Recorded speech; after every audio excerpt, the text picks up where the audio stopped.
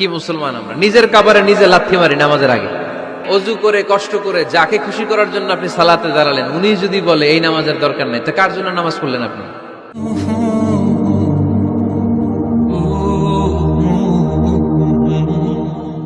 আল্লাহর হাবিব সাল্লাল্লাহু আলাইহি ওয়াসাল্লাম বলেছেন, মসজিদের আরেকটা আদব হলো মসজিদকে অতিমাত্রায় ডিজাইন না করা।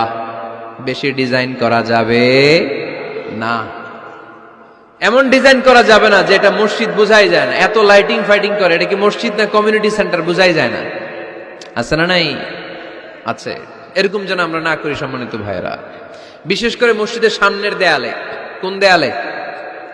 সামনের দেয়ালটা, কেবলার দিকে যেই দেয়াল, এই দেয়ালটা হতে হবে ফ্রেশ, যাতে করে মানুষের দৃষ্টি আকর্ষণ না করে। প্রায় মসজিদের দেয়ালের মাঝখানে দেখবেন আপনি ক্যালেন্ডার ঝুলায় রাখে, আছে না নাই? মৌলভীবাজারের কি অবস্থা? খিতা খবর আছে? তো এই যে ক্যালেন্ডার ঝুলায় রাখে, ওইখানে দেখবেন বিভিন্ন মসজিদের ছবি, এতিমখানার ছবি, মানুষের ছবি। তো মানুষ নামাজে পড়ে আবার ওগুলোও তাকায়, আছে না নাই?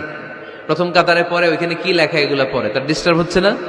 এই মুসল্লির দৃষ্টি যাতে অন্যদিকে না যায়, এটা খেয়াল রাখতে হবে। যদি পারা যায়, মসজিদের সামনে কোনো ঘড়ি টড়ি চলবে না। ঘড়ি মসজিদের পেছনের দেয়ালে, সময়সূচি পেছনের দেয়ালে, সব পেছনে। সময় কয়টা বাজে ওটা ইমাম দেখলেই চলবে, ইমাম এভাবে দেখে নিবে, আপনারাও দেখে নিবেন। কিন্তু সামনের দেয়ালটা যত সিম্পল করা যায়। আল্লাহর হাবিব সাল্লাল্লাহু আলাইহি ওয়াসাল্লাম নামাজ পড়া অবস্থায় সামনে এমন কিছু রাখতেন না যেটার দ্বারা আল্লাহর হাবিব সাল্লাল্লাহু আলাইহি ওয়াসাল্লামের সালাতে মনোযোগ অন্যদিকে চলে যায়। আমরা যখন সালাত পড়ি, যদি অন্যদিকে তাকাই, ফেরেশতার মাধ্যমে আল্লাহ একটা ডাক দেয়, বলে আকবিল, এই বান্দা ফিরে আয়, তোর নজর থাকা দরকার সিজদার জায়গায়, ফিরে আয়। আপনি আবার যখন অন্যদিকে তাকান, আল্লাহ বলে ফিরে আয়, সিজদার দিকে তাকা। আপনি আবার যখন ঘড়ির দিকে তাকান, আল্লাহ বলে আকবিল, ফিরে আয়, সিজদার দিকে তাকা। আপনি যখন আবার অন্যদিকে তাকান, তখন আল্লাহ বলে লা হাজাতা লি ইলা সলাতিক, তোর এই নামাজের দরকার আমার নাই। নাউজুবিল্লাহ পড়বেন না? তোর এই নামাজের দরকার আমার নাই। অজু করে কষ্ট করে যাকে খুশি করার জন্য আপনি সালাতে দাঁড়ালেন, উনি যদি বলে এই নামাজের দরকার নেই, তো কার জন্য নামাজ পড়লেন আপনি? কথা কি বুঝতে পেরেছেন? এই জন্য এলাকার গণ্যমান্য ব্যক্তিবর্গ আছে, আমাদের চেয়ারম্যান সাহেব আছে, আরো অন্যান্য বিজনেস ম্যাগনেটরা আছে। আপনারা মসজিদ যখন নির্মাণ করবেন, সামনের দেয়ালটা যত সাদামাটা হতে পারে ততই ভালো। এমনকি জায়নামাজের মধ্যে এখন কাবা ঘরের ছবি আছে না নাই? আছে না? কি মুসলমান আমরা, নিজের কাবারে নিজে লাথি মারি নামাজের আগে। মনের অজান্তে নিজের কাবাকে নিজে লাথি মারছি। এরকম জায়নামাজ ব্যবহার করা নিষেধ, চিল্লায় বলেন ঠিক কিনা?